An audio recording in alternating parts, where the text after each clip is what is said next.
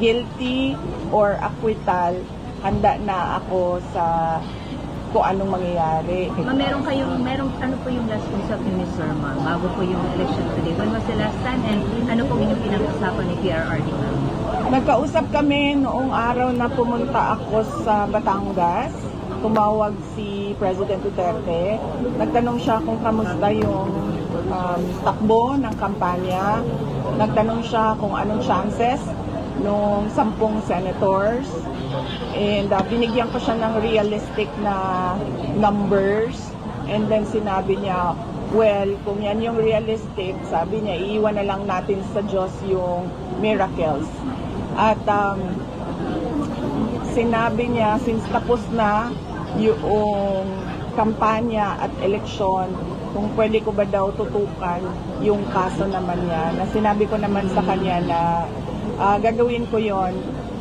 Meron lang kaming mga projects na kailangan gawin sa Office of the Vice President kasi meron kasi kaming project, yung pagbabago program which should roll at the end of a school year.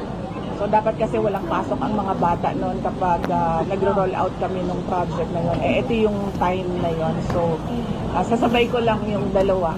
Yung pag-aasikaso sa kaso niya and yung project namin sa OVP na pagbabago campaign. You mentioned na binigyan niyo si dating Pangulong Duterte ng realistic number na pwedeng manalo ng mga senators na support na allied with you. At ano po yung number na binigay niyo? Hindi ko na lang i-share sa inyo. Baka kasi sabihin niyo masyado naman ako overconfident.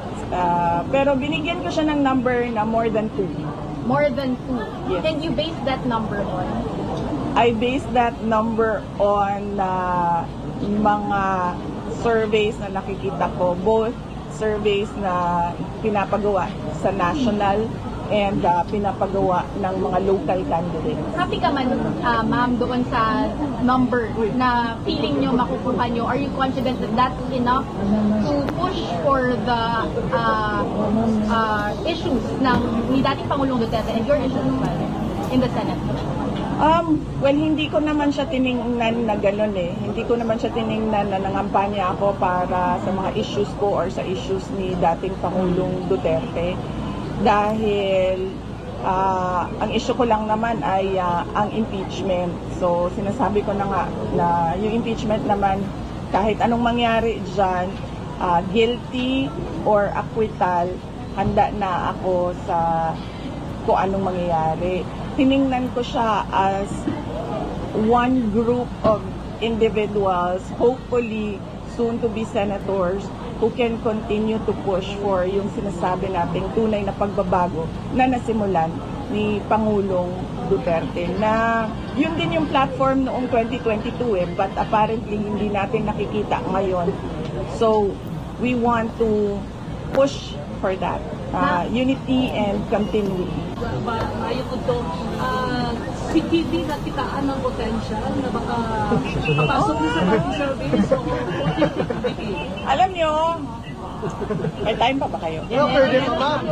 Hapon. Marami ka din tayo. Ako wala actually. Pero iniimbitahan ko kayo kasi yung isang barangay captain nag-imbita ng breakfast doon sa Golden Lechon, ila Cap Almirante.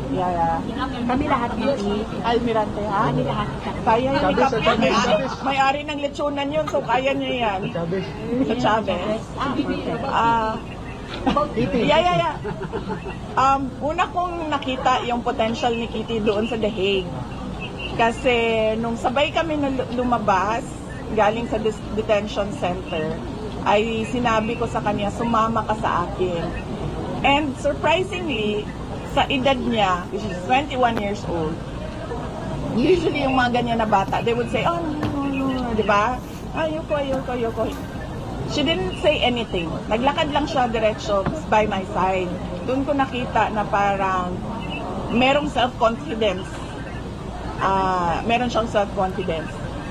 Tapos, noong question and answer na, tinutulak ko yung likod niya pinaprompt ko siya na sumagot.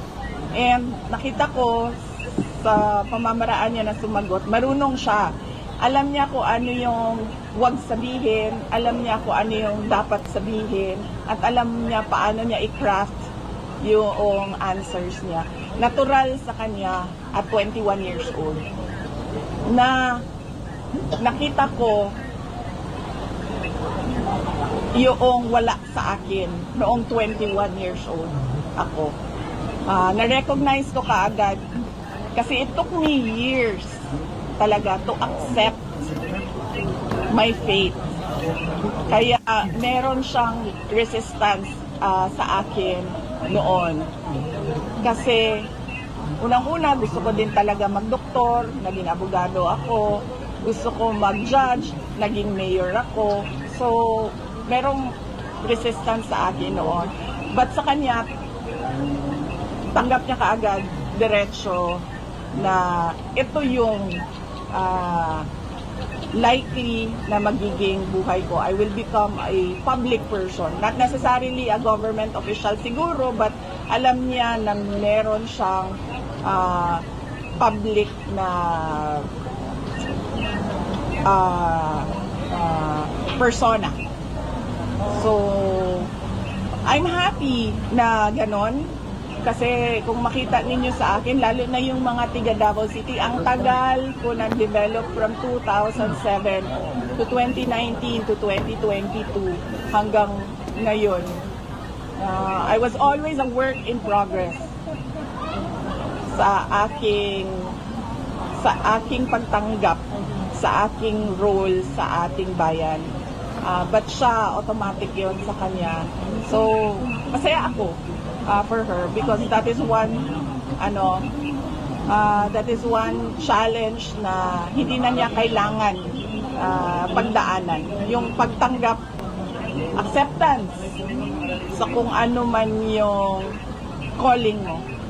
Yun ay pinag-uusapan namin ng kanyang ICC lawyer at ng kanyang Philippine lawyer kung paano siya maka-oath as a winner ng mayoral contest dito sa Davao City.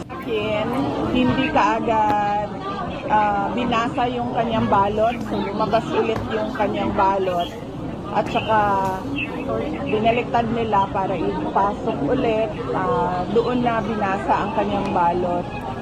And yung sa akin naman, medyo mabagal lang. Naglo-loading siya ng mga ilang seconds lang. Hindi automatic yung kanyang pagpasok ng ballot. But other than that, wala naman kayo na-observe from any visiting Yun lang. Ang sa akin, yung nakita ko sa nauna sa akin na hindi kagad binasa yung balot niya, nilabas ng machine yung balot, tapos inulit pa nila the second time. At yung sa akin, medyo mabagal lang siya. Yun lang naman. Oh, sorry po, tatanungin namin ha. Si Kong Pulong at saka si Mayor Bastibar, were they able to vote na po, ma'am? Oo, hindi ko alam kung nakaboto na sila kasi hindi ko alam kung saan ang school na voting precinct ni Mayor Baste. Pero si Congressman Pulong Duterte, ang kanyang voting precinct ay sa Catalunan Grande. Okay. Ma'am, as a lawyer, paano po ito? Should Pierre or be going again as mayor?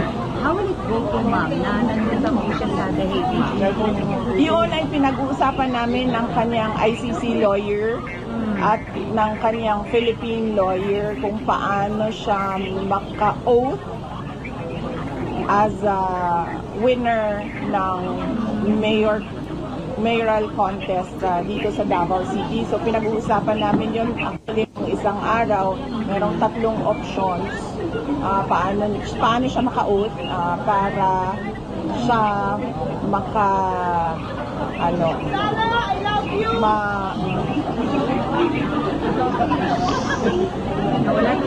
nawala na. So, ano yan, diba? Election, and then proclamation, and then oath. Apo. So, sabi ng lawyer doon sa ICC, once we get the proclamation papers, pag-uusapan namin ulit kung paano makapag-oath si dating Pangulong Rodrigo Duterte. We have until the day after proclamation until noon of June 30 para siya maka-oath. So, sorry for asking, pero are we seeing the scenario of having an absentee mayor? Well, definitely, yes. Oo. Wala talaga siya dito. So, ang expectation namin ay mag-acting mayor ang vice mayor. President Sara Duterte ang panawagan ni Lanao del Sur Representative Zia Alonto Adyong na itigil na niya ang umano'y shame campaign at ibalik ang disente, marangal at makataong diskurso sa politika. Ayon kay VP Sara, walang karapatan si Adyong na magsalita tungkol sa dignidad, pagiging disente at pagkakaroon ng magandang asal dahil ayon sa kanya, ang mambabatas ay produkto ng warlordism sa Mindanao. Si Adyong Manggod, produkto manggod niya siya sa warlordism nato diri sa Mindanao. So I don't think he is the proper person to talk about decency, dignity, and civility. Kay ang iyahang pagdaog din ha sa Lanao tungod na sa grip sa ilahang dynasty. Ang tinutukoy ni VP Sara na warlordism ay isang sistemang pamumuno kung saan hawak ng ilang makapangyarihang angkan ang kontrol sa politika gamit ang impluwensya, armas at dominasyon sa seguridad sa lokal na pamahalaan. Hindi rin nakaligtas sa patutsada ni VP Sara si House Deputy Majority Leader Paulo Ortega matapos nitong questionin ang umano'y pananahimik ng Vice Presidente sa gitna ng mga illegal na aktibidad ng China sa Sandy Cay na bahagi ng West Philippine Sea. Kani si Puan, isa po ni si Ortega, mura po ni siya og si Adyong. Produkto sa warlord. Si Ortega, maupo na siya si Adyong. Produkto sa warlordism dinhi sa ato ang nasod. So, angay niya na mo-adapt po deafening silence.